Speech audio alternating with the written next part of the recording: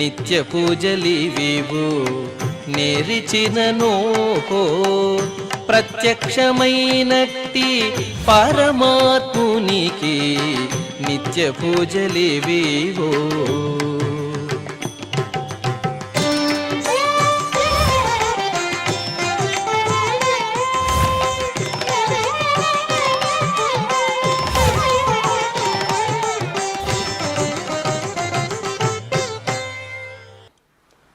ఓం నమో వెంకటేశాయ.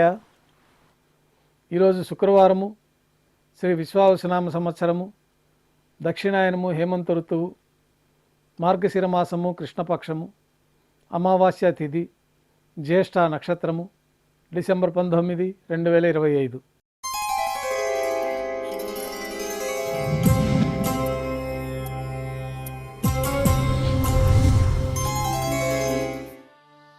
మాధ్యాహ్నిక ఆరాధనలో భాగంగా బంగారు పంచపాత్రలో శుద్ధ తోయాన్ని నింపుకొని స్వామివార్లకు ఉపచారాలు సమర్పించి తులసి దళములతో అష్టోత్తర శతనామాలతో అర్చన నిర్వహించి మాధ్యాహ్నిక నైవేద్యంలో భాగంగా అన్నప్రసాదాలు స్వామివారికి నైవేద్యంగా సమర్పించిన తర్వాత భక్తులని సర్వదర్శనానికి అనుమతిస్తారు. ఉభయ దేవేరులతో శ్రీ మలయప్ప స్వామివారు బంగారు తిరిచిపోయిన వేంచేస్తారు. మేళతాళాలతో ఊరేగింపుగా విమాన ప్రదక్షిణంగా సంపంగి ప్రాకారంలో కల కళ్యాణ మండపానికి చేరుకుంటారు. కళ్యాణోత్సవం ప్రారంభమవుతుంది.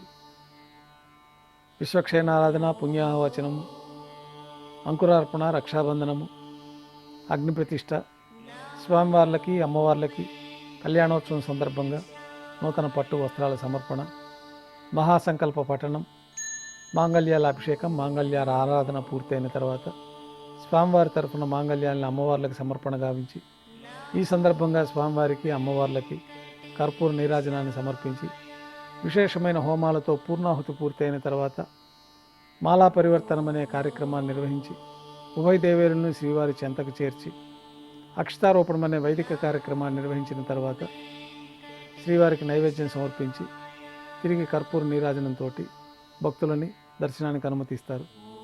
భక్తుల దర్శనం అనంతరం ఉభయ దేవేలతో శ్రీ మలయప్ప స్వామివారు ధ్వజస్తంభం వద్ద గల అద్దాల మండపానికి చేరుకుంటారు.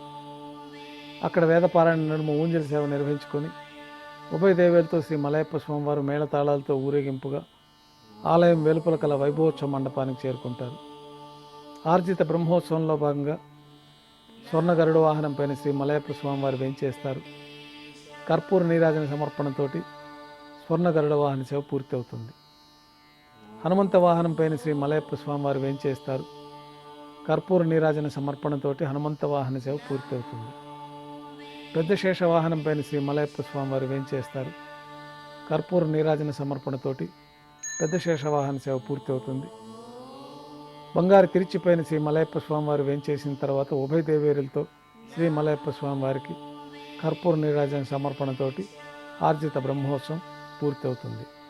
సాయంకాలం 1000 దీపాలతో అలంకరించబడి ఉన్న సహస్ర దీపాలంకరణ సేవ మండపానికి ఉభయ దేవేరులతో శ్రీ మలయప్ప స్వామివారు చేరుకుంటారు.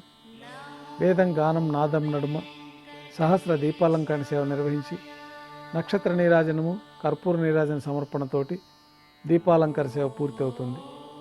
ఉభయ దేవేలతో శ్రీ మలయప్ప స్వామివారు 4 తిరువీధుల ఉత్సవం జరుపుకొని ఆలయంలోకి వేంచేస్తారు. ఆలయంలో ఆస్థానం పూర్తయిన తర్వాత గర్భాలయంలో వేంచేస్తారు. వెంటనే రాత్రి తోమాల సేవ ప్రారంభమవుతుంది.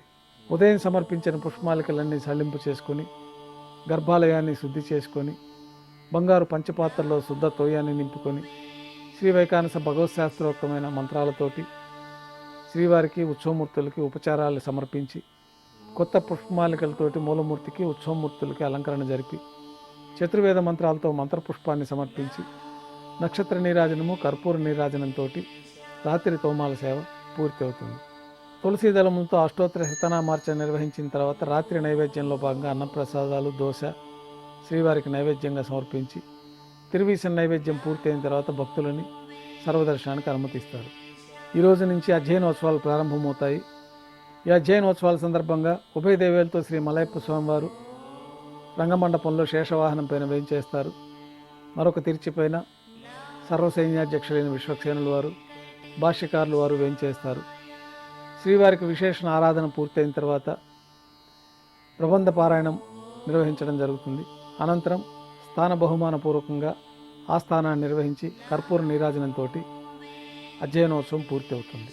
కొద్ది విరామం తర్వాత ఏకాంత సేవలో భాగంగా రాత్రి సమర్పించిన పుష్పమాలికలన్నీ సడలింపు చేసుకొని గర్భాలయాన్ని శుద్ధి చేసి బంగారు పంచపాత్రలో బ్రహ్మ తిరువారాధన కోసమై శుద్ధ తీర్థాన్ని సమర్పించి ధనుర్మాసం సందర్భంగా ఏకాంత సేవలో శ్రీకృష్ణస్వామి వారికి ఏకాంతంగా తిరుమంజన నిర్వహించి అలంకరించి బంగారు పట్టుపాన్ పైన శ్రీకృష్ణస్వామి వారిని వెంచేపు చేసుకొని ఈ సందర్భంగా కృష్ణస్వామి వారికి దానోష్టమైన గోక్షీరము, జీడిపప్పు, ద్రాక్ష, కలకండ కలిపిన మిశ్రమాన్ని నైవేద్యంగా సమర్పించి కర్పూర నీరాజనంతో ఏకాంత సేవ పూర్తి అవుతుంది. ఓం నమో వెంకటేశాయ.